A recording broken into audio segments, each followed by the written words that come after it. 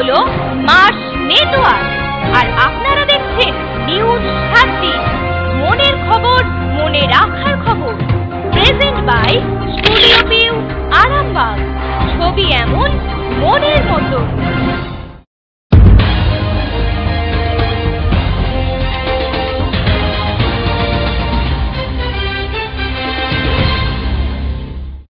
নমস্কার, আপনারা দেখছেন নিউজ 7 দিন। আপনাদের সঙ্গে আমি দিব্যেন্দু। শুরুতেই হেডলাইন্স।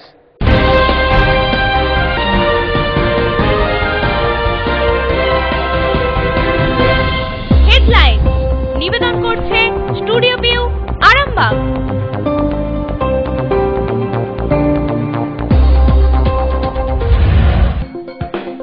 চন্দননগর হাসপাতাল ওয়ার্ডে মৃতদেহ পড়ে দুদিন, দুর্গন্ধে অতিষ্ঠ রোগীরা।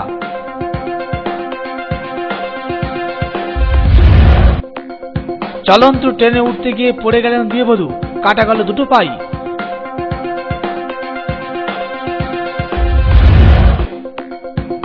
আরামবাগের কালীপুর সেতুর গার্ডওয়ালের কাজ শুরু।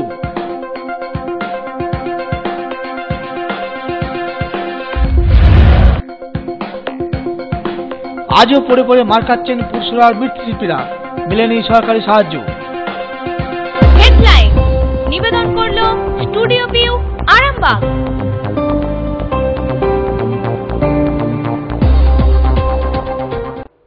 এবারে আসছি বিস্তারিত খবরে। হাসপাতাল ওয়ার্ডে দুদিন ধরে পড়ে রয়েছে মৃতদেহ, পচা দুর্গন্ধে অতিষ্ঠ রোগীরা।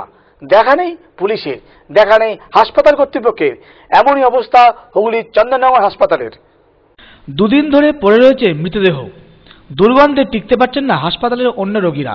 চন্দননগর হাসপাতালের মেল মেডিসিন ওয়ার্ডের মেঝেতে চাদর চাপা মৃতদেহের উপর বিড়াল বসে রয়েছে। 24 ঘন্টা হতে চলল, দেখা কেউ নেই। হাসপাতাল কর্তৃপক্ষ বলছে পুলিশকে খবর দেওয়া হয়েছে।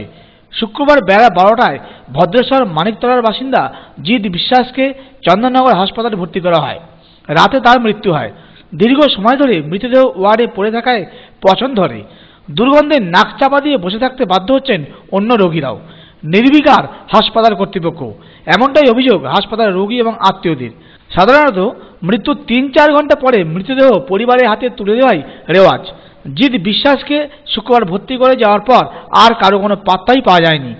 রোগীর ভর্তির সময় যে ফোন নম্বর দেওয়া ছিল সেই নম্বরে বারবার ফোন করলেও কেউ ফোন ধরেননি, দাবি হাসপাতাল কর্তৃপক্ষের।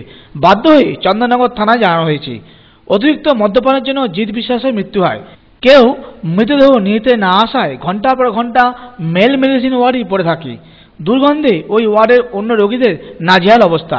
অভিযোগ হাসপাতাল কর্তৃপক্ষকে জানালেও কোনো কর্ণপাত করেনি কেউ। আমার সব খুলে খুলে তো সব দিন মাছ দিল দিয়ে আমার গ্যাস সব ভর্তি হয়েছিল বা গেছে একটা ছেলেরা এসে এখন নিয়ে ভর্তি করে দিয়ে গেল, দিয়েছে। তারপর অক্সিজেন দিয়েছিল, স্যালাইন দিয়েছিল, আর সেটাই কেউ আসেনি। তারপরে হ্যাঁ পাগল হলে যাও যা চিকিৎসা করেছে বাইরে তো নিয়ে গেলেন, বাইরে তো কে আসবে। গন্ধ হচ্ছে, দেখতে পাচ্ছি না সব। আমাদের অসুস্থ হয়ে যাবো। আমার তো 8 দিন হয়ে গেছে, আমার ইচ্ছে 8 দিন চা নেই, অসুস্থ হয়ে গেছে আমি।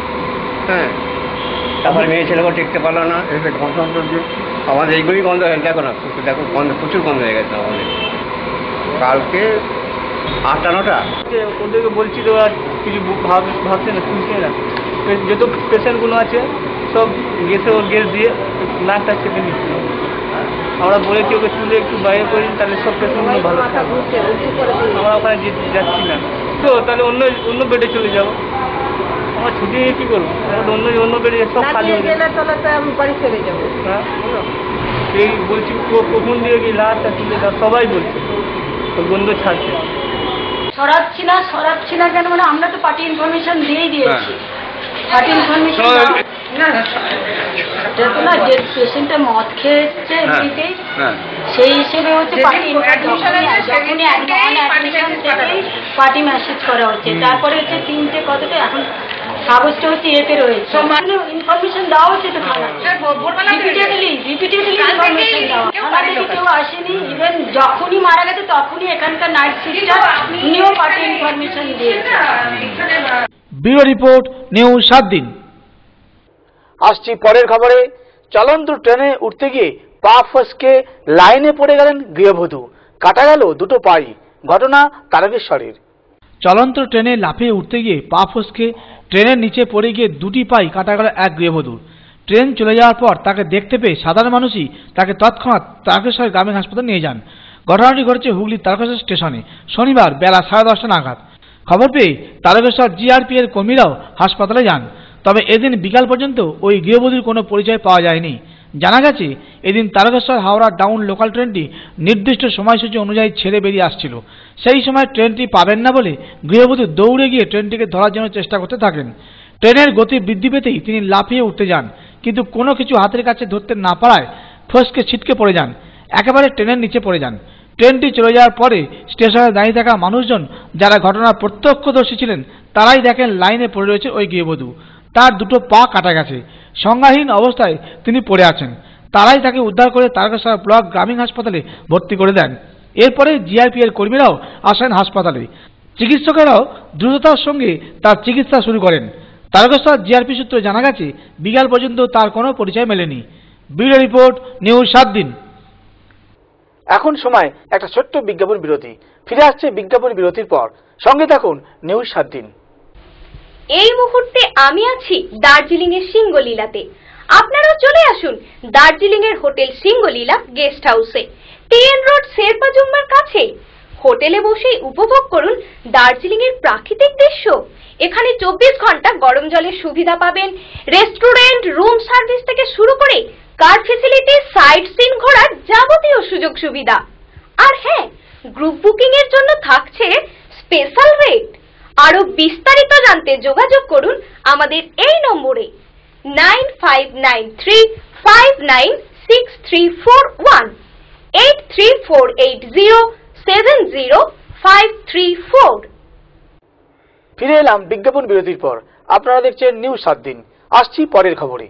শুরু হলো কালীপুর সেতুর গার্ডওয়ালের কাজ। জরুরি ভিত্তিতে করা হচ্ছে এই কাজ। তত্ত্বাবধানে আরামবাগ পুরসভা। আরামবাগের কালীপুর সেতুর এবার গার্ডওয়ালের কাজ শুরু করা হলো জরুরি ভিত্তিতে। তত্ত্বাবধানে আরামবাগ পুরসভা। পুরসভার চেয়ারম্যান স্বপন নন্দী নিজে দাঁড়িয়ে থেকে এই কাজ দেখভাল করছেন। উল্লেখ্য যে কয়েক মাস আগে এই সেতুর অবস্থা ভয়ঙ্কর ছিল।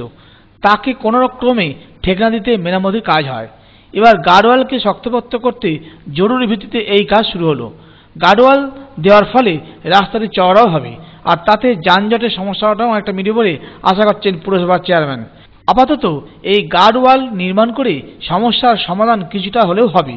তবে ভবিষ্যতে পাশ দিয়ে তারকেশ্বর নদের উপর আরও একটা সেতু তৈরি করবেন বলেও জানান পুরসভার চেয়ারম্যান স্বপন নন্দী।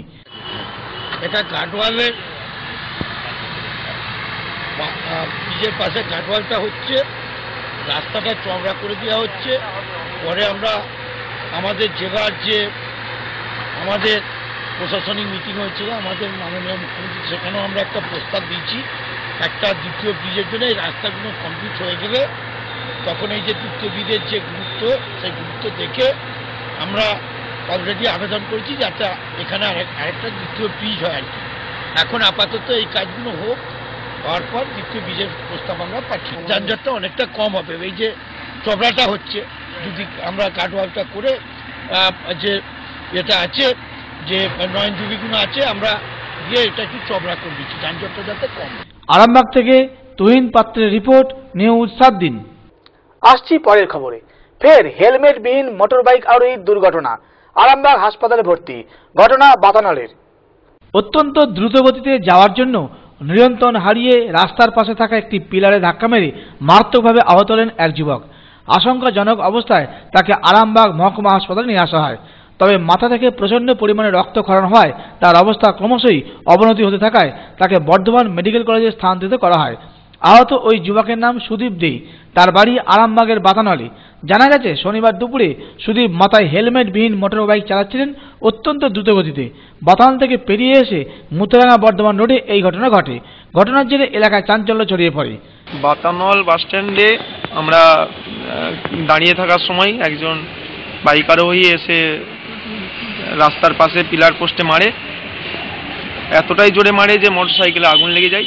সঙ্গে সঙ্গে তৎক্ষণাৎ আমি এবং আমার দুই বন্ধু আমাদের আইসি এবং এসডিপিওর নির্দেশ মতো তুলে নিয়ে চলে আসি। নিয়ে আসার সঙ্গে সঙ্গে এমার্জেন্সি ওয়ার্ডে ভর্তি করি। কিন্তু এমার্জেন্সি ওয়ার্ডে ভর্তি করার সঙ্গে সঙ্গেই টিকিট করাতে করাতেই প্রায় 15 মিনিট সময় চলে যায়। তারপর তার চিকিৎসার জন্য বলা হয়, কিন্তু ডাক্তারবাবু ঠিকঠাক না দেখেই তাকে রেফার করার জন্য তাড়াহুড়ো করে রেফার করে দেন।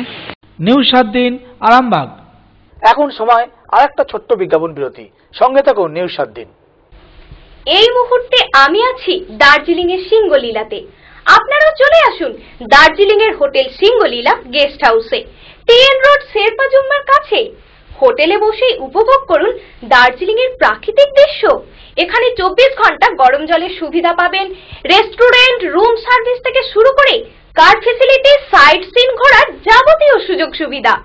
আর হ্যাঁ, গ্রুপ বুকিং এর জন্য থাকছে স্পেশাল রেট। আরো বিস্তারিত জানতে যোগাযোগ করুন আমাদের এই নম্বরে 9593596341 8348070534। ফিরে এলাম বিজ্ঞাপন বিরতির পর। আপনারা দেখছেন নিউজ 7 দিন। আসছি পরের খবরে।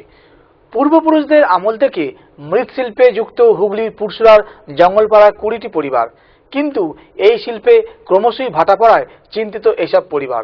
অথচ কোনো সরকারি সাহায্য মেলেনি এইসব মানুষের। হুগলির পুরসুরার জঙ্গলপাড়ার 20টি পরিবার মৃৎশিল্পের উপর নির্ভরশীল, কিন্তু জঙ্গলপাড়ার এইসব পরিবারের ভবিষ্যৎ কি তা কেউ জানেন না। নানান সমস্যা থাকা সত্ত্বেও কেবলমাত্র সংসারের টানেই বাধ্য হয়ে মাটির জিনিস তৈরি করছেন তারা। জমি জায়গা নেই, কেবল ভিটেটুকুই সম্বল। এক কথায় তাদের ভাত বিক্রি হলো এই পেশা। পূর্বপুরুষদের আমল থেকেই তারা মাটির নানান পাত্র তৈরি করেছেন, কিন্তু বর্তমানে প্লাস্টিক সহ নানান উপায়ে এসব পাত্র তৈরি হয় তাদের বাজার ক্রমশই মন্দার দিকে। অথচ মাটির তৈরি পাত্রই যে আগের বাজার করেছে তা এদের কথা স্পষ্ট। কি করেন না এনারা? মাটি থেকে তৈরি করেন কাপ, ভার, থালা, টব, ধনুচি, গ্লাস সহ একাধিক পাত্র। সংসারের টানে হাত লাগাতে হয় ছেলে মেয়েদেরও। অথচ বাবা মারা চান না এই পেশাতে তাদের সন্তান সন্ততি মানুষ হোক, কারণ এত পরিশ্রম তাদের ধাতে সহ্য হবে না। তারা চান যতই কষ্ট হোক এই পেশাতে থেকে ছেলে মেয়েদের লেখাপড়া শেখাতে। এদের আক্ষেপ সরকার তাদের দিকে ফিরেও তাকায়নি, কোনো সাহায্য পাননি তারা। তাই তাদের আক্ষেপ কেউ কারণ নয়, না বাম না ডান। এগুলো না করলে আমরা খেতে পাবো না, ছেলেদের লেখাপড়া শেখাতে পারবো না। এইটাই তো আমাদের কর্ম, এই করেই সংসার চলে। পরে মানে চালাতে হয়, যেরকম আয় হয় সেরকম ব্যয় করতে হয়। কোনো সাহায্য পেয়েছেন? কিচ্ছু পাইনি। এইসব করে ছেলেরা পারবে না চালাতে। আমরা যে কষ্টের মধ্যে করছি ছেলেরা পারবে না। এই যে আমরা এত ধৈর্য ধরে কষ্ট করে জিনিসগুলো তৈরি করছি, ওদের এতটা ধৈর্য ওরা অন্য কোনো কাজ করুক ভালোভাবে, কোনো হাতের কোনো কাজ শিখুক, কোনো মানে বাইরে মানে এই যে মাটির ওরা মাটি পাওয়া যাচ্ছে না, যেখানেই মাটি আনতে যাচ্ছে সেখানেই অবজেকশন করছে। তারপরে এই কাঠের দাম বেড়ে যাচ্ছে, সেই রকম এই মালের দাম বাড়াতে গেলেই মানে এত দাম মাটির জিনিস। সেই জন্য এই তো মালসা, ভোগের মালসা, মানুষ মারা গেলে যে ভোগ বিক্রি করে তো তাওয়া, তারপরে যে পার্বণে সব পিঠে হয়, পিঠে, ফুল গাছের টক। ওই আমার বাপ কাকারা করেছে, তারপরে আমরা করি। তার বাপ কাকারা করেছে, তার দেখা দেখি আমরা শিখেছি। এটিতে আমার জমি জায়গা নেই, এটি সারা বছর চলে। আমার একটা ছেলে একটা মেয়ে, তার বিয়ে, ছেলের বিয়ে হয়ে গেছে, সে কাজ হয়ে গেছে দিল্লিতে। ছেলে মেয়ের বিয়ে হয়ে গেছে, মানে সব কি এইখান থেকে খরচ করতে জানি। এই প্লাস্টিকে এসে যেটা আমাদের একটু অসুবিধা হয়েছে। কিরকম? ওই যে বেচা কেনাটা কম হচ্ছে, বেচা কেনাটা কম হচ্ছে। প্লাস্টিকটা না থাকলে ভালোই চলত সারা বছর। এই কাজ হয়, হাঁড়ি হয়, তারপরে ভাঁড় দিলে, এইটা ছড়া দেখলেন, এইসব কাজ। পুরসুরা থেকে তুহিন পাত্রের রিপোর্ট, নিউজ 7 দিন। নিউজ 7 দিন আজ এই পর্যন্তই। প্রতিদিন নিউজ 7 দিন দেখুন রাত্রি 9:30 পুনঃ সম্প্রচার রাত্রি 11টা। পরের দিন সকাল 8:30 এবং দুপুর 1টা। নিউজ 7 দিন, মনের খবর, মনে রাখার খবর।